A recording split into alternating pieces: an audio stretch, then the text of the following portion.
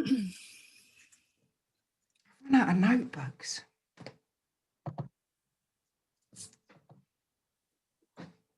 Okay, somebody else has joined us. Well,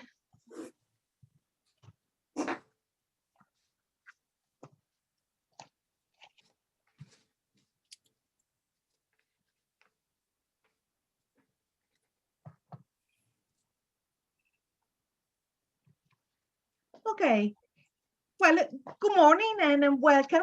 My name is Tiziana O'Hara and I work for Co-operative Alternatives. We are based in Belfast and we are a cooperative development body. We are a group of practitioners with skills, knowledge and passion, most of all, for cooperatives. So welcome to this webinar. And please note that this is a recorded session. So if you really don't want it to appear, please do turn your camera off. And you will see the recorded session on our YouTube channel. Well, we name this new series the Discover Co-ops series.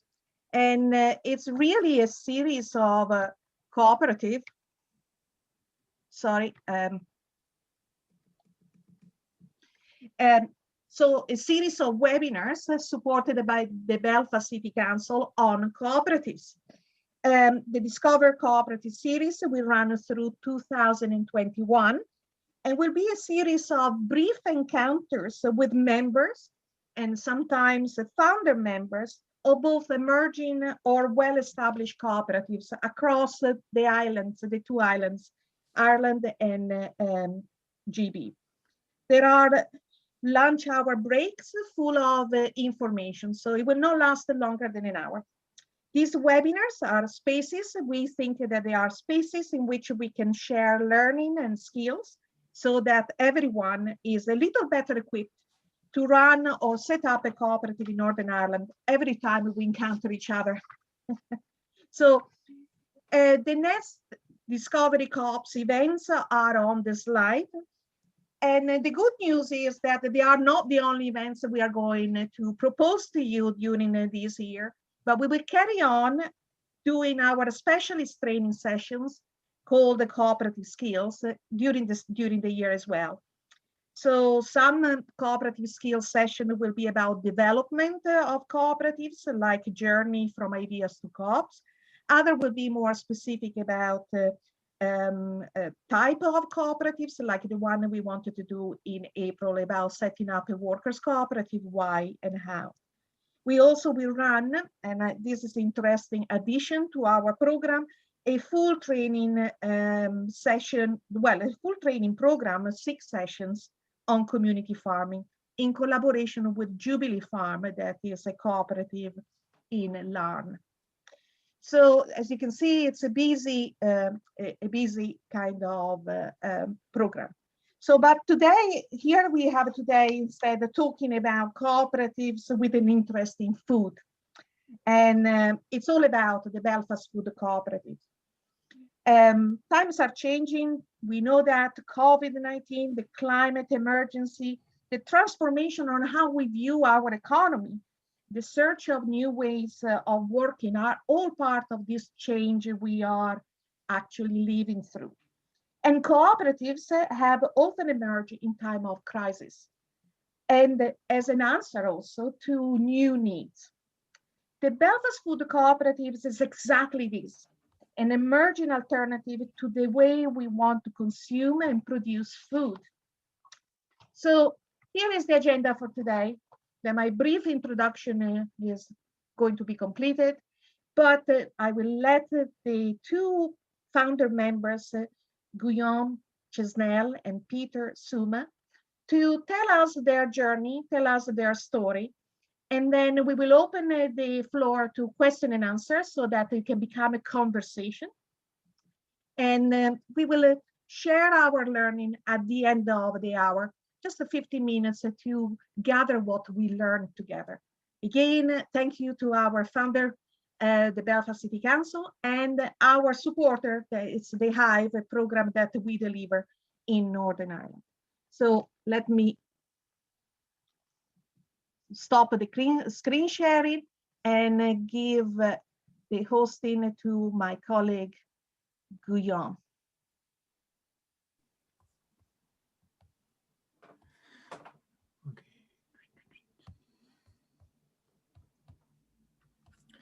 Okay, so Belfast Food Co-op. So my name is Guillaume. I've been living in Belfast for quite some time. I'm a software engineer, so nothing to do with co-op, nothing to do with retailing. With Peter and with also Marijo and Catherine, who are on this call, we have created this Belfast Food Cooperative. And we would like to take you a bit through the journey that took us where we are now.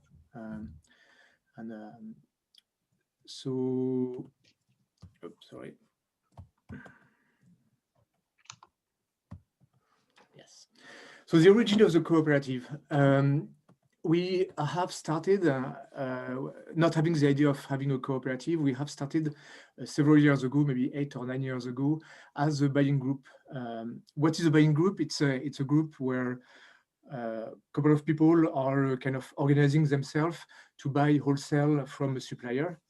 And in our case, we were particularly interested in buying some organic food and other types of food that we don't find usually in the supermarket.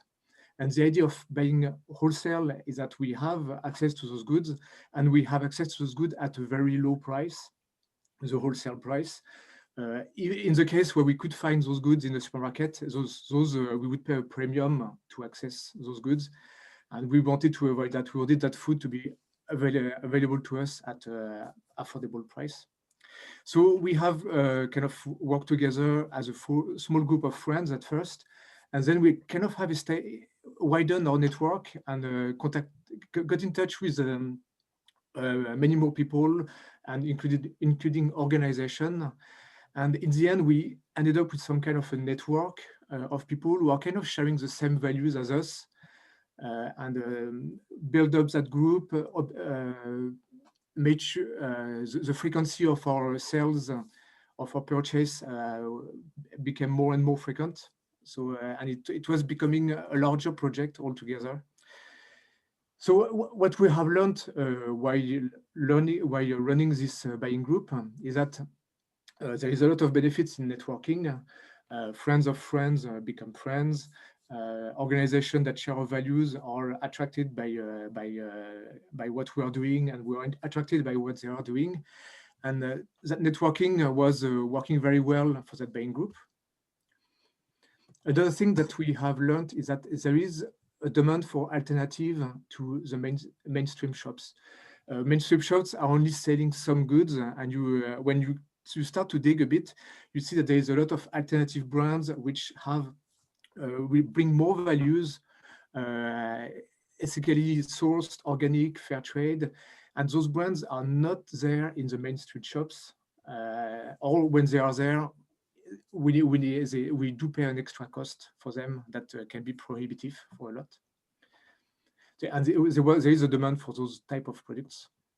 So we have, over the years, we have a growing confidence that there is an appetite for this type of goods and products.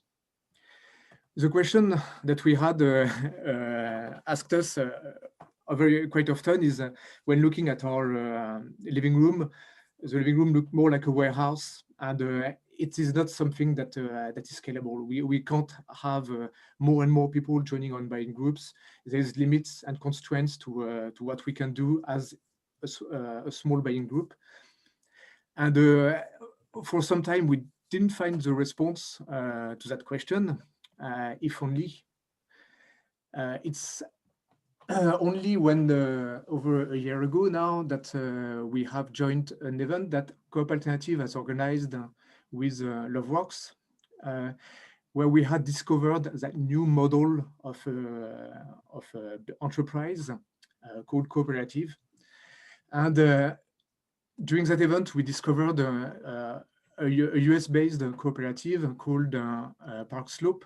And Park Slope had something quite magic that I was not aware of before, is all the members, the membership was running the co-op. There was very few paid staff. The decision-making was done by the members, and it was a very dynamic environment. It sounded completely crazy compared to our buying group, but it sounded also very exciting, and we thought it was worth to give it a try. So with a couple of people from the buying group and also a couple of other acquaintances that we made during that meeting or in our network, we have decided to take on that project, and Tiziana has been great help. We had a lot of support from other cooperative, and we are going to go through a bit that process now. So Peter, can I let you take the mic now? And you're gonna expose a bit what are the visions that we have, what are the values that we wanted to present?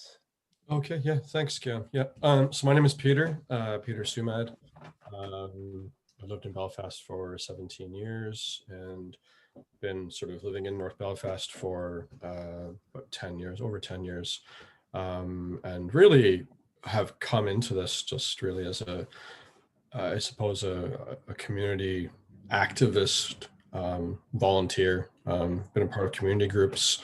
And I met Guillaume really through this same movie that he mentioned, which had been hosted by Co-operative Alternatives and Justin. So that's really how I got involved, is just seeing that vision about how Park Slope can work. So really from the back of that, it was pretty clear that part of the vision for what we could potentially do with this buying group, which I'd never been part of, would be to partner with the community. So the community partnership is obviously where the roots of the co-op would lie, engaging with the community. In particular, Loveworks, who of course are a well-established cooperative, a workers' co-op with the cafe, and they also had a cafe every Saturday morning at that stage. This was, I believe, back in March 2019. Seems like a lifetime ago. Things were very different. But I think like when we first started to sort of get together, you know, myself, Guillaume, Mary Jo, and a few others that effectively were making up a steering group, that the vision at that point was really some key things. So affordability of making products that we would make available for them to be affordable. As Guillaume touched upon, you know, there are a lot of products which are organic, yeah, which you'll find in mainstream supermarkets. And we're really just trying to make sure that what we could create would be a viable alternative to the sort of mainstream supermarkets, something that would be affordable. You're cutting out this idea of the middleman by making it affordable with a minimal markup, conscious that ultimately this would need to be a business, but to make the to make the organic food, quality food available to consumers where they could go somewhere other than say your Tesco's, your Asda, your Sainsbury's, that type of thing. So that was a big part of the vision, was to cut those people out. And of course, to keep it low waste. There are, of course, models with zero waste. I'm not sure that was something we were necessarily thinking of from the outset, but certainly keeping things low waste was a big part of it. The accessibility, how can we make that accessible? How can we distribute goods? How would that look? Making sure that the goods that we would ultimately source from our suppliers would be eco-conscious. That was always a big part of the vision, is to make sure the ethically sourced, eco-conscious, organic things, those are a big part of the value of the vision, what we wanted to you know, really encapsulate by having something that would transition from buying group into a co-op and present a viable alternative. I guess as part of that, it's also really, really important for us to make sure that we were educating people as part of that as well. So one big part of the vision was leaning a little bit on a very inspiring outlet, Ethical Consumer, who are based in England and have some really strong values and do some incredible work just in terms of their research about, you know, who is leading in terms of eco-conscious, ethically sourced goods, and they have rating systems. One of the things we also wanted to do was to make sure that we were somehow expounding you know, allowing that the vision that they have as well to sort of try and use that to make sure more people were aware of the alternatives to, say, you know, online retailers. So that was all part of the vision for what we saw.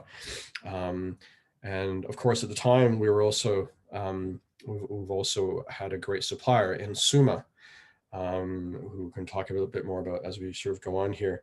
But that was one of the things that we had as well, is to have Suma on board as our supplier. In terms of what we do and what we've grown into, of course, we've become a co-op. We got officially registered, you know, early last year. Before that, the way that we saw best suited to distribute the goods was via a pop-up stall. Okay, it's important that we have. It was always important for us to sort of retain, you know, the customers or the people, the network that Guillaume and Mary Jo had built up as part of the buying group, with a bulk order service. So a bulk order service would be different than the pop-up stall. So effectively what we would have is we'd have people doing their normal order, okay, which we're very fortunate to have Guillaume and Mary Jo's garage as a mini warehouse of sorts. But that's how things have been going. We've been getting stuff delivered there for a bulk order. And we would sort of identify a sort of core range of goods that we would then use for our pop-up stall. So the stall was and has continued to be pretty much a monthly pop-up, okay? And the bulk order has been sort of a separate sort of thread, if you like, to the business, to the cooperative business.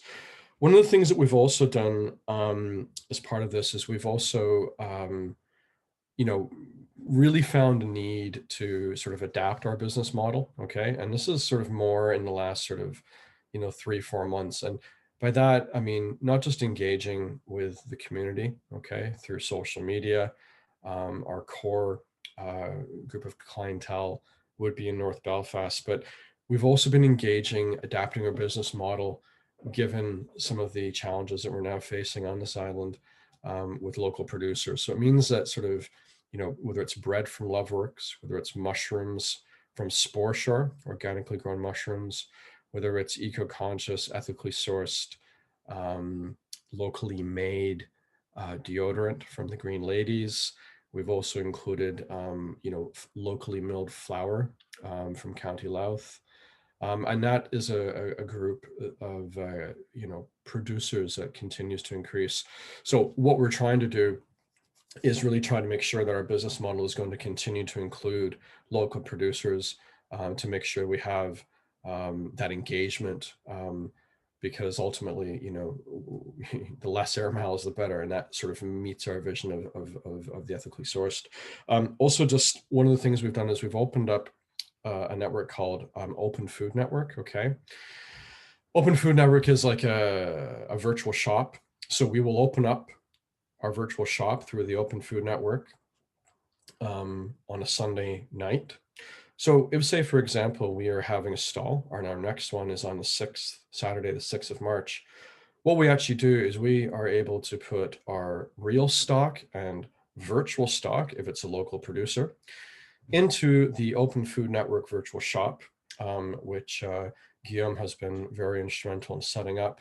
The Open Food Network is a hub which allows local producers around, you know, all around this region to connect. And we're really trying, as part of what we do, to engage more local producers to be part of that network. So people will go online on a Sunday night through to the Friday before the stall and order their food via this network. And by doing that effectively with restrictions and regulations, they're clicking, making a basket, we're packing on a Saturday morning, and in line with current regulations, our customers will be coming and collecting the box on the Saturday morning. With our most recent stall, and given the lockdown, we've also tried to diversify what service we can offer, and we've tried to include a click and deliver service as well for those who've been isolating and so forth. So this is a model that we're trying to adapt with respect to everything. And of course, as part of this, we're also beginning to engage more with other buying groups, given the regulations that are changing. So drastically in and around the import of organic food. We're having some real challenges with that. And, Guillaume has been instrumental in engaging with suppliers like Suma and alternative suppliers. So there are real challenges that we're really trying to adapt to with that. We've created a very large and good, strong presence on social media. So if you're on social media, Facebook, Twitter, and Instagram, I think most actively really on Facebook and on Instagram. And we're engaging with audiences as regularly as possible, just to try and sort of build our brand and what we stand for. Ethical choices, viable alternatives, developments, and also really to try and build our membership. We want members. We need people to come on board and understand the value of a co-op. It's a big focus. So we want to get members on board so that they can have their say in how the co-op is going to run going forward. So that's all part of the social media that we would do as well. One of the things just also quickly to say is that during lockdown, one of the things we did is we did a little bit of a charity drive, and we were able to sort of place orders for Home Plus NI and Northwest Belfast Soup Kitchen as well. So it's something that we've also tried to do, obviously during lockdown, is to try and adapt, not just with our business model with the online ordering, but also to make sure that we also are helping other sort of charitable organizations and community organizations as well as part of that. Yeah. So yeah, I think that sort of covers a wee bit for what we do. Okay, so now I'm going to try to cover why we have chosen to be a co-op. I think there after that event, it was clear that the co-op model had benefits that a normal enterprise wouldn't have. And as Peter said, it is the membership, it is the members that are driving that enterprise, that are making the choice of that enterprise, and we don't have the same stakeholders. So in our cooperative, we have decided that our stakeholder would be our customers and our suppliers.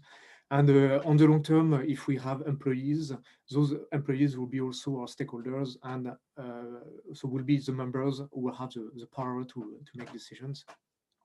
And that's a very big change to standard companies where stakeholders are more people who hold the money and who are actually influencing the revenue making rather than the values of the enterprise.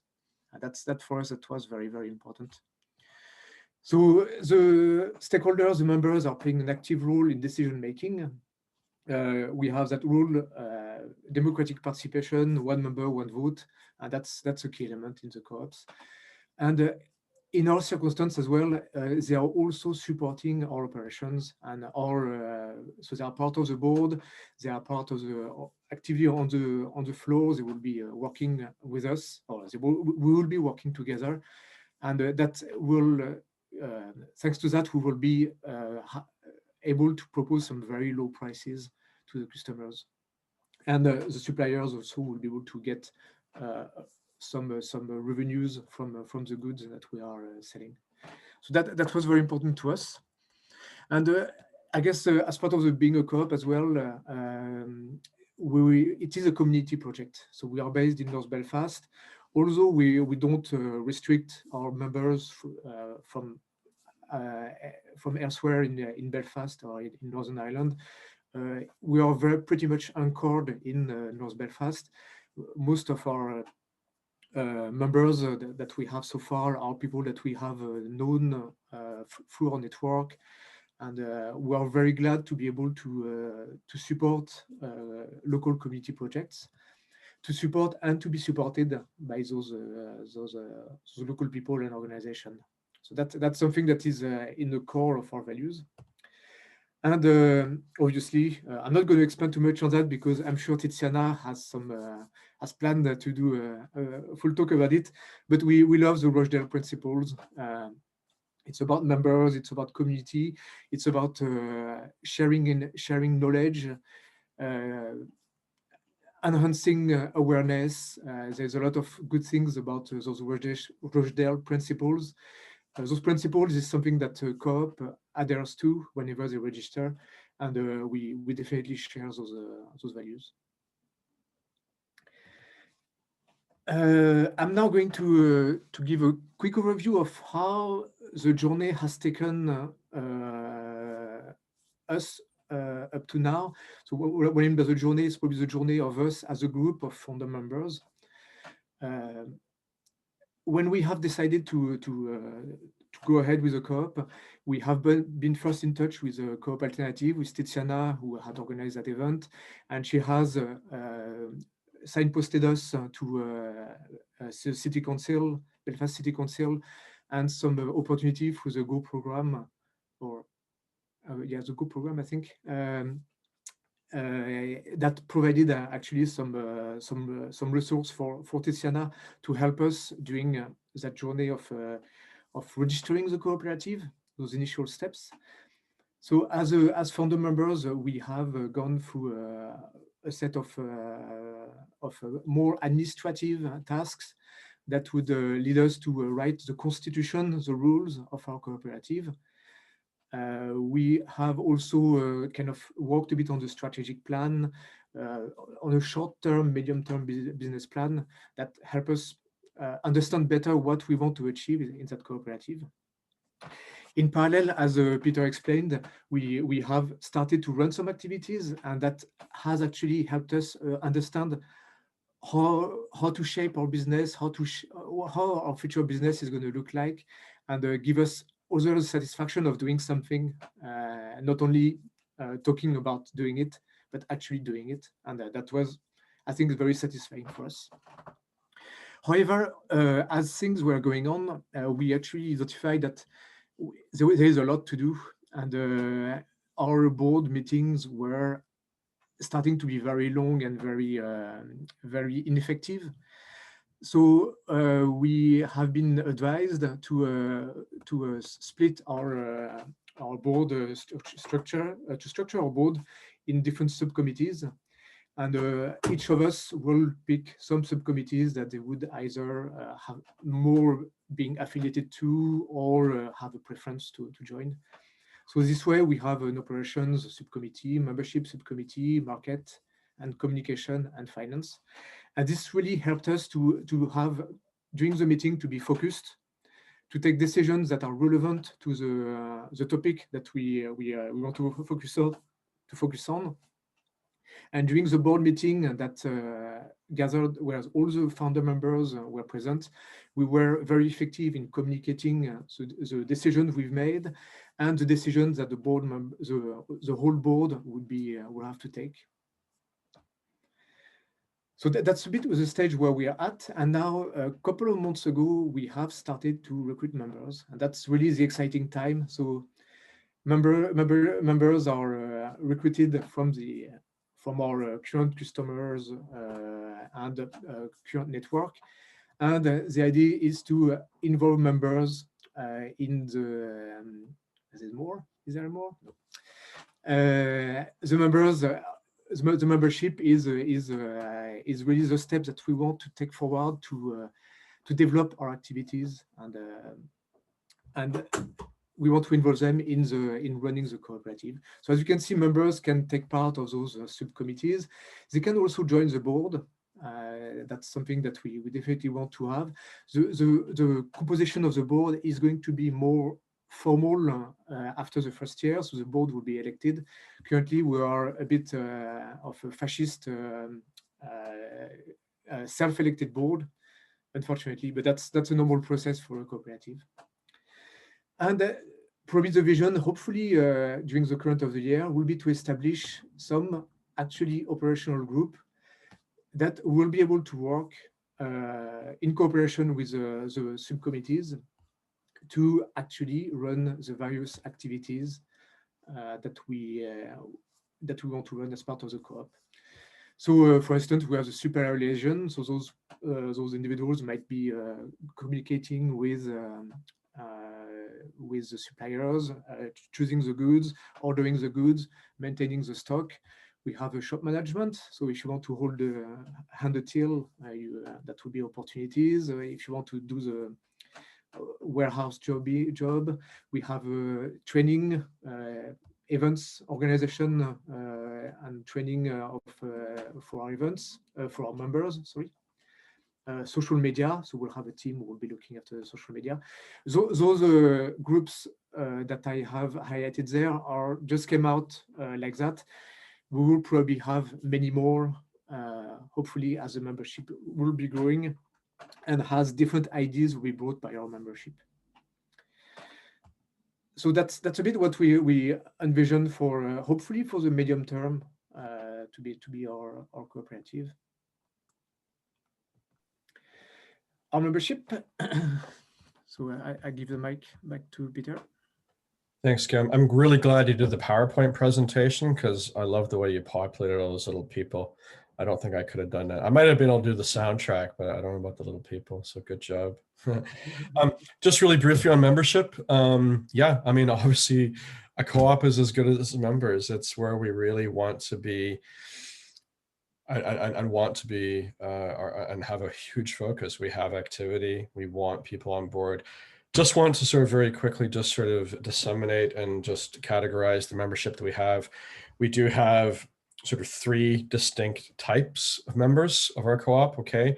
So we would have consumer members, so individual consumer members. Basically for, it's £20, that would get you sort of a discount over the counter or on online sort of sales, not bulk order sales. So consumer members are basically people who are coming to use our stall or doing the online orders, and they will get a discount for their £20, okay, per year. That would also, there'd be a reduced rate as well for pensioners, students, and unemployed, and it's £5, and that would entitle them to the benefits of membership, which again, 15% discount, okay, off of like what the normal price would be if you're a member.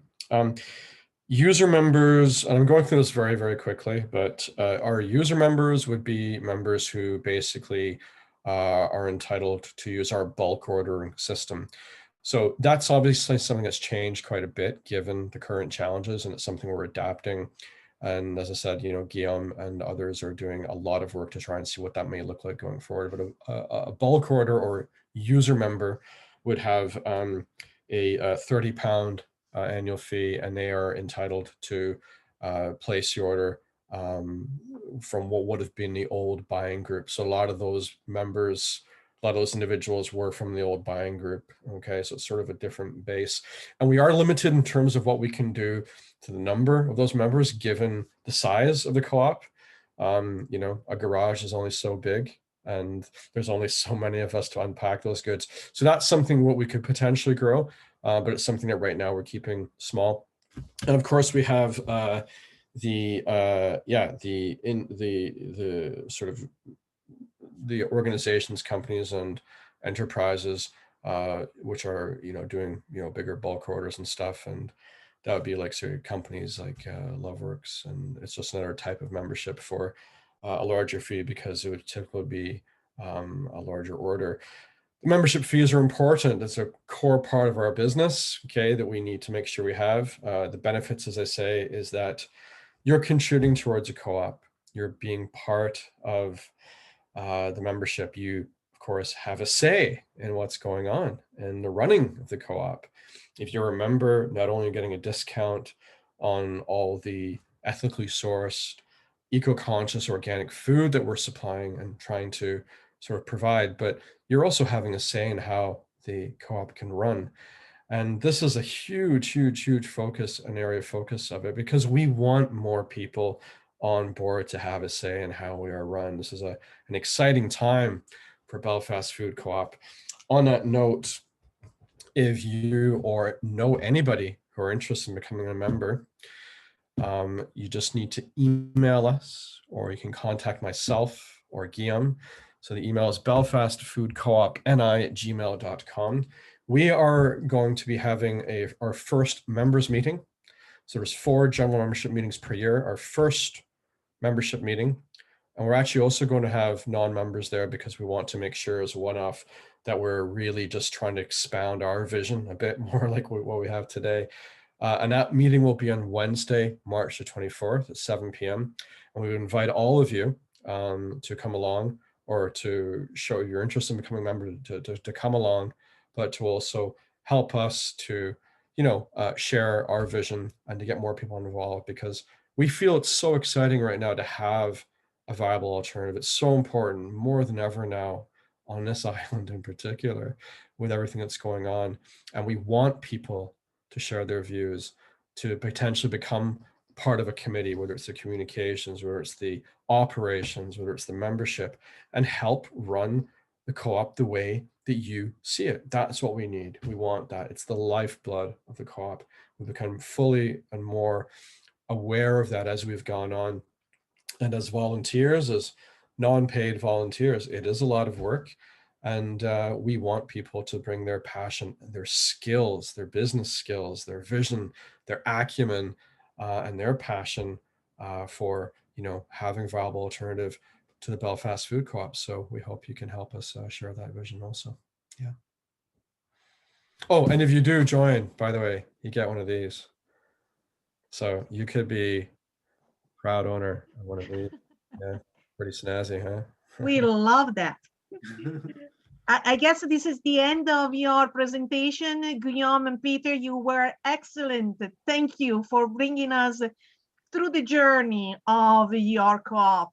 So we have a bit of time now to open the floor to anyone that wants to ask a question. Please do ask anything. Karen, you want to start, and then Karen? No, let Karen go first. Mine's just a clarification. Okay, Karen, you want to go first? Yeah, I'm just wondering, in terms of membership, do you have a target figure that you need to get to make the operation viable, or? I think the idea would be to scale the operations according to our membership. So currently we are running that pop-up monthly. If we do manage to have more members, then we will be able to open that shop bi-monthly, weekly, every day. So it really depends. We will be able to scale as our membership will scale. Just to add to that, I think, yeah, absolutely. I mean, it's something that needs to grow organically, and it's as good as its members. And scaling it according to the size of membership is absolutely the right way to grow it. We want to grow it. Right now, there's very few of us. And these are early days, we're growing, but we're also very aware of where we come from. And we're pacing ourselves. But as Guillaume says, we would love to do this more than just once a month.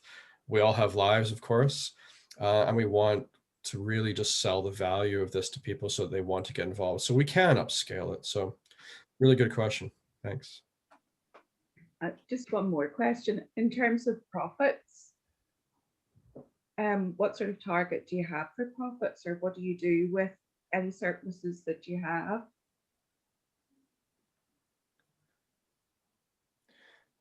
So in terms of profit, we currently our strategy was not to make profit. To reinvest everything, Guillaume? Reinvest everything into the co-op? Yeah, that's it. Yeah, so we have a small margin that some profits that we have. We are taking a small margin which help us grow the co-op and buy more goods and incrementally increase the choice of goods that are available. We don't have any much overhead in terms of the venue where we're doing the pop-up stall, for instance, and we are very lucky this way. There is no reason for us to have a high margin. We are not paid, and so that's one of the aims of the cooperative, is to be affordable, and we'll try to keep the price low, or at least for the moment. The idea is to keep the price low to allow very affordable prices. We did manage to do a donation. So we have extracted some benefits from the operations that we have done. If our membership decides in the future that they want to support more community projects, then we might decide to increase the margin and inject that money elsewhere. Can I also say that, yes, it's always a very typical of a cooperative at the beginning, in particular, this type of cooperatives, not to really project high profit. It may take 2 or 3 years before you will have that kind of luxury of a bit of a surplus that you can then maybe also consider how to redistribute among the members. And certainly in their own rules, they are able to do that in the future. So even in the constitution that they have now, the rules that they have now, it's foreseen that in the future, the membership may take back some dividends, as well as building up the community fund that, of course, Guillaume and Peter have already done. And that was a great achievement for the first year of a cooperative to be able to donate something back to the community. But it's part of the development plan. Thank you. Karen, you wanted to come back to that? No, that was just two of my queries, just as the guys were talking. One of the other queries just that had popped into my head was sourcing those local products. Has that been difficult? I think just about to take maybe the first part of that, Guillaume, is no, I mean, like we're very lucky in that we've had this, wonderful engagement via Loveworks with a lot of local producers. And I mean, building those relationships has allowed us to sort of become aware of local producers. So there's a lot of, the great thing about that is having these wonderful sort of being able to engage with real people. It's not this like faceless entity that says oats, from Tesco's, where they come from. And I mean, that's the great thing about this, is talking to the people who bake the bread, talking to the people who grow the mushrooms, finding out about somebody who grows sprouts in, organically, like in a room off the Lisburn Road. I mean, there are people out there doing wonderful things. I mean, kombucha being made locally. I mean, there was a lot of local stuff. I think at the end of the day, it's about relationships. Relationships are important. People want to know more and more the story about where, their food and where their products are coming from. So I think the ability to be able to tell those stories, find producers who can give, to understand what we're doing so we can set a reasonable price is really important. We can sell those stories, sell those products, cut out the air miles, and just get past all the ridiculous bureaucracy. So the local producing stuff is, I think, how we've adapted the model going forward and how I think we aim to continue. Some of it is cost prohibitive. It's not the cheapest, so that's also a challenge. But I mean, we found toothpaste from County Clare. Guillaume found that. We found flour milled organically, like just outside of Dundalk.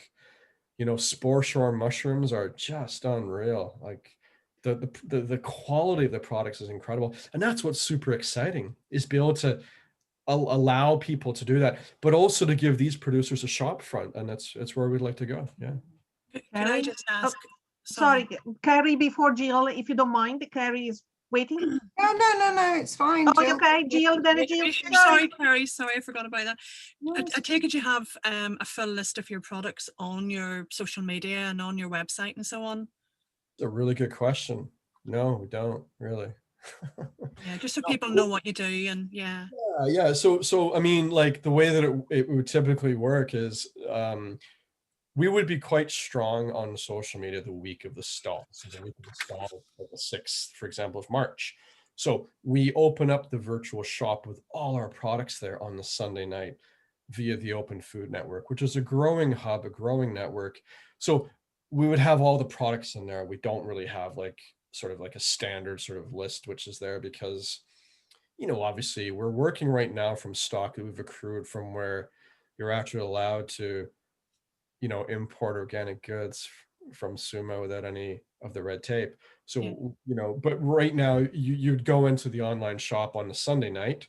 So this Sunday night, for example, we'll open up the shop and all our products will be there. Yeah. Do you see this as being positive now with Brexit? That you can source so much within Northern Ireland? I mean, that's a big selling point for you, surely. It sucks for musicians and it sucks for food lovers. But Guillaume's been doing amazing work with that, so maybe you'll be better to answer that. Guillaume, can you tell us a bit more about the challenges of Brexit in particular? Yeah, so there are new constraints with Brexit. One is the additional paperwork, which is a bit of time spent. But one big constraint that we have only learned quite recently is the import of organic food. And the import of organic food means that our organization has to be organically certified, and that's a big challenge for us. So that's why we have decided to source our products from down south. We're giving it a try actually this week, and we may pay a bit of a premium for that. But if we need to get organically registered, particularly where we are currently in Macquarie, it might be quite a challenge. We are in touch with other food groups in Belfast to try to maybe consider that or work with them as well, see what other options we have. Yeah, there's the organic Brexit. Yeah, it doesn't mean there's not many benefits in Brexit currently. There's what? Sorry, Jill. There's the organic what? There's the organic centre, isn't there, in Rossinver? I'm sure you've dealt with them, have you? So we haven't looked like if we want to buy lentils, rice, oat, we should be able to source oat from Northern Ireland, I think. But there's a lot of goods that we are selling, cans of tomatoes that they are not growing in Northern Ireland, unfortunately. Okay, thank you. We have been selling staple dry food so far. I think we'll be developing that fresh food market, fresh food very soon, and hopefully that will include more local producers. Okay. Kind of a double standard, because I know from organic farming in terms of milk, that has to be certified. You know, the farm has to go through certain rigorous checks for that. So it seems very unfair then that you also have to be certified when it should be the products that the producers that you're buying from give the evidence. Thank you. It's to allow the tracing whenever it's going from outside the EU into the EU. They want to be able to trace the product, and it has to be imported by a certified importer. There's a different type of certification, and that's a constraint, unfortunately. As long as that remains an issue, we are going to need to be adapting our business model, you know, in terms of many things. And this is one of the massive challenges we face. And when we're talking about vision, we're talking about things like organic, affordable, ethical. I mean, Brexit is really, you know, at this stage, given what SUMA have come back with saying we can only do it under this, is really meaning we're having to shape our vision accordingly and to really decide how we want to be. And, you know, organic is crucial. We've decided that. The affordable side, I mean, that's going to continue to be a challenge. It really, really, really is. And how we get around that and how that model will be, given that we may have to find an alternative supplier with higher prices than what we were able to get before. That's where we really need to exercise our business acumen, and that will be seriously challenged as long as the current status quo is from SUMA with respect to how we do things. Any other questions maybe? Just a few comments really. I like the co-op professionally and personally, so I'm joining it personally outside of work because I like the practicality of it. Frankly, a lot of my work is not measurable in many ways, you know. So this is nice and tight, and this is a really interesting thing. Obviously, BFN can help support the membership drive as much as possible, and I think that it's a nice idea to have a target figure, so you know that you're pushing for something. And if that was me, I'd set that 100 members by the end of the summer, so that you've got something to aim for, and that means that you can put in sort of timetable, scheduled campaigns, social media campaigns, and stuff like that, and we can start rattling up media interest as well. I think that's really important. I think that's actually at the crux of this. On a more practical thing, is it more useful or more helpful for me to make that membership payment online, or just to give it to you in cash next week? And what time do I need to be there next week? And where is it? Yeah, so the stall has always been held where our base is currently at McCrory Centre, which is on Duncairn Gardens in North Belfast. It is where Loveworks HQ is. So that's where they've been based for a while, and that's where we're fortunate enough to have a little space that we can work out of. So we would normally have a pickup point between 10 o'clock in the morning and 1 p.m. However, we're changing that from 10 to 12. And we would be there. Guillaume and I are both kind of early birds usually, I think. So we're typically there from about 8:30, 9 o'clock, you know, and just to pack up the orders from the click and collect. In terms of the membership money, I think that the PayPal is... I don't use PayPal. No, Every single time I use it, there's some hack issue. I can't be asked with it. Sorry, it's just a lifelong issue. I can give you a bank account. You've already sent me your bank details, but I just, as the meeting started, I realised that I hadn't made the payment, and then I thought, well, actually, if I can pay it in cash next week, I'll just do that. If anybody else would like to be a member or is interested in being a member and being a part of this, again, it's something we're very, very passionate about. We want more voices. We want to hear your voices as part of this. And no matter how, no matter what your skill set is, there is a place for it. And this is a growing thing. This is not going to go away. This is a proper community.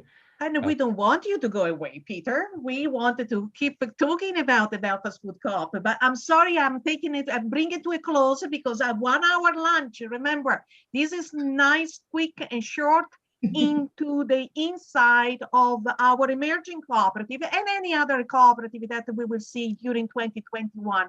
So please, let us kind of focus back to, in the last 2 minutes, just to some learning that we wanted to share across the cooperative sector. So what do we need before what do we need to do before starting a co-op? I think it was very strong and loud that Guyon and Peter were inspired by other cooperatives. So there is a lot of peer-to-peer learning, a lot of exploration that cooperatives, if you are intending to set up your cooperative, you can do by learning from other cooperatives. The Dublin Food Co-op, I know, was inspirational to this cooperative. And also the Slope Park in New York. Now we can reach out and we can learn from each other. So that's one thing we can learn.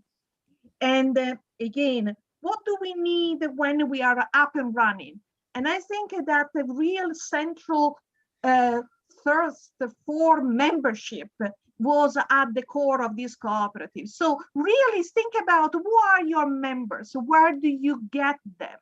Maybe both Karen and Carrie give you some ideas. Maybe some targets may help you to drive that, but also make a kind of very clear what are the benefits for somebody that comes and join you. So those two are the learning that we have time to share today. And with that, we are kind of closing this session, but please get in touch with the Belfast Food Co-op on Facebook, on Twitter, and keep following the development of this great cooperative. Thank you all. Thank you, Tiziana. Thanks, Tiziana. Yeah. Thanks, everybody. Thank you, guys. Thank you. Nice to meet you, Jill. Thank you. Nice to meet you too. Be in touch. Okay, bye. Bye. Thanks, everybody. Bye.